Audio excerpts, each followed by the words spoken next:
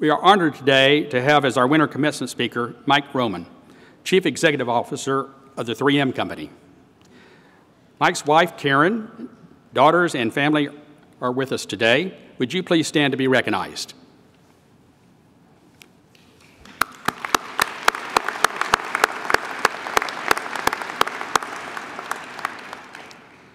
Throughout Mike's 30-year career at 3M, he has lived and led businesses around the world, including the United States, Europe, and Asia.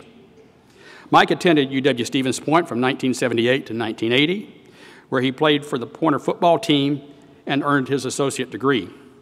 Mike earned his Bachelor of Science degree from the University of Minnesota and his master's degree in electrical engineering from the University of Southern California. UW-Stevens Point's class of 2018 and guests, will you please help me welcome our commencement speaker, Mr. Mike Roman. Mike.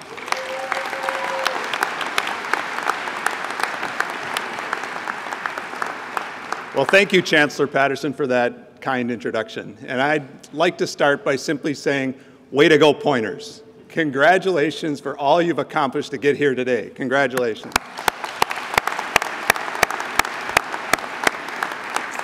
Now, I'm thrilled to be part of your celebration, and I'm very honored to speak to you on behalf of the future that awaits you. Now, as the Chancellor showed so appropriately, nobody achieves a milestone this significantly by themselves. And I'd like to also recognize everyone who helped you achieve this milestone: teachers, faculty and staff, and of course, family and friends.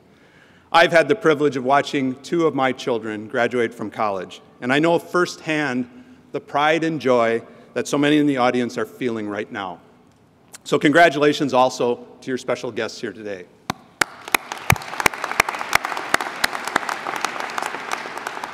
Now, as I prepared for this speech, I sought out advice, I read past commencement speeches, I even researched what social scientists have to say about your generation.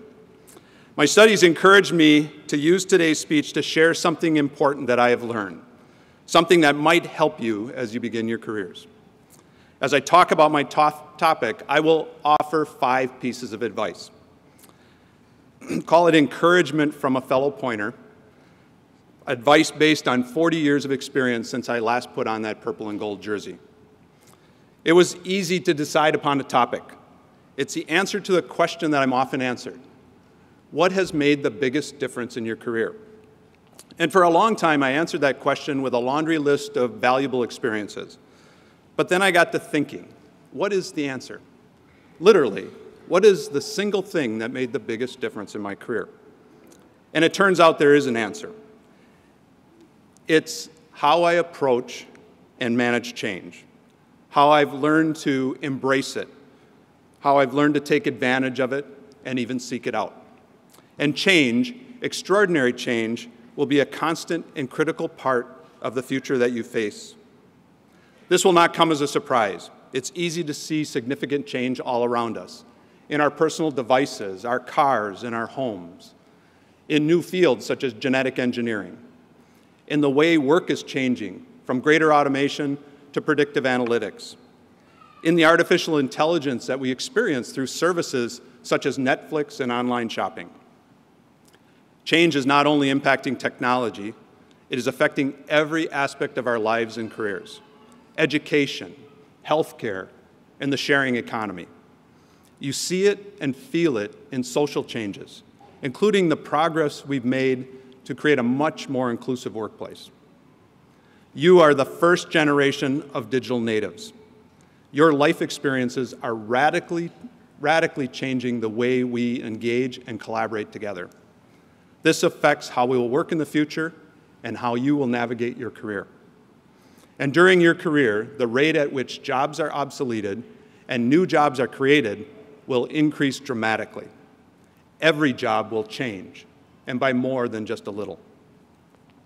These examples may be obvious to you as you sit here today, but beware. We humans tend to underestimate change. We predict it on a line. We take a point in the past, connect it to where we are in the future, and extrapolate it to a point in the future. In truth, change is often exponential.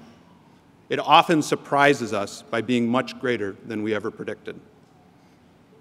That brings me to my first piece of advice.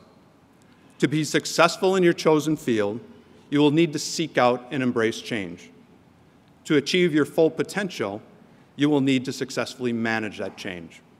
You may at times wish to avoid it, but you'll be much better off if you embrace it. You can't be afraid to get out of your comfort zone. It's where true growth occurs. And understand, if you hold back, you will not only fail to advance, you will fall behind. This then begs the question, how can you prepare yourself to best manage and embrace change and take advantage of the opportunities that it will present? The first step is to recognize when and where change is occurring. For my second piece of advice, I offer a few suggestions to help open your mind to better see the changes that are coming. First, remind yourself to be curious. Continue to develop that inquisitive nature that brought you to the University of Wisconsin-Stevens Point. Then seek out new ways to indulge your curiosity. Read more books. Even today, with the demands of my job, I manage to read 2 books per month. Books give you a broader and deeper view of a subject. They also give you time to reflect. And these are keys to opening your mind. Use part of your time online to seek out new perspectives. Look at multiple sides of an issue. Stretch your thinking into new areas and experience new cultures. My next piece of advice is related to the advantages you have because you have lived in Stevens Point and attended UWSP. You are better prepared to embrace change than you might think because of the support you received here to try new things, because of the encouragement you received to see beyond Century, see beyond Plover, see beyond Wisconsin, and because of the way you are challenged to win. Support in Stevens Point comes from a commitment to community and volunteerism. I benefited from volunteers throughout my life in Point, in sports, and in school, and in the diverse experiences here at UWSP. Many people gave of their time to enable me to have eye and mind-opening experiences.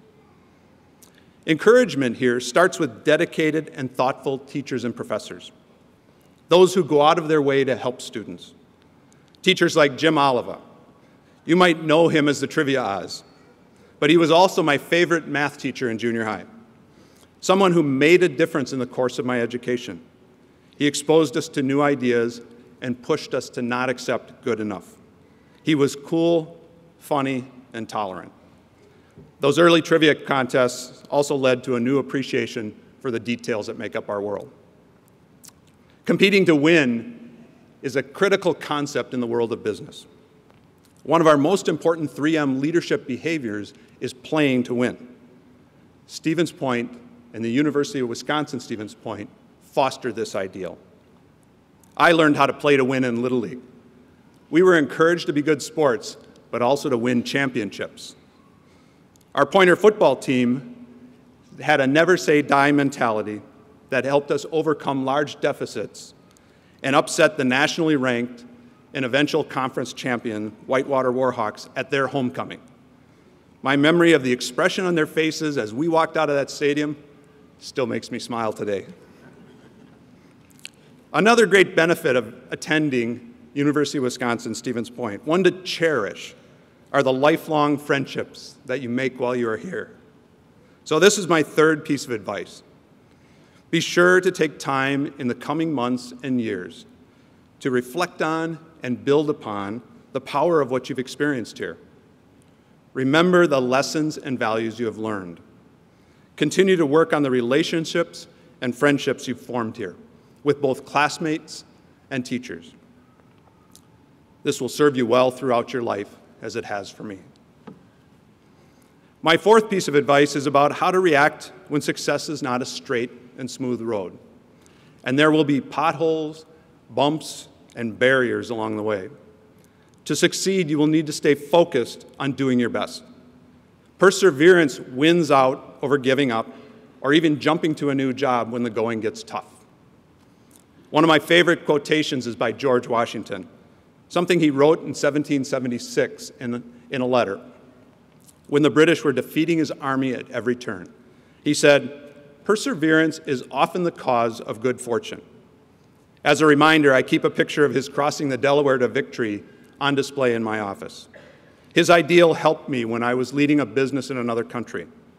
I wasn't sure the business was going to succeed. I wasn't sure I was going to win or even keep my job.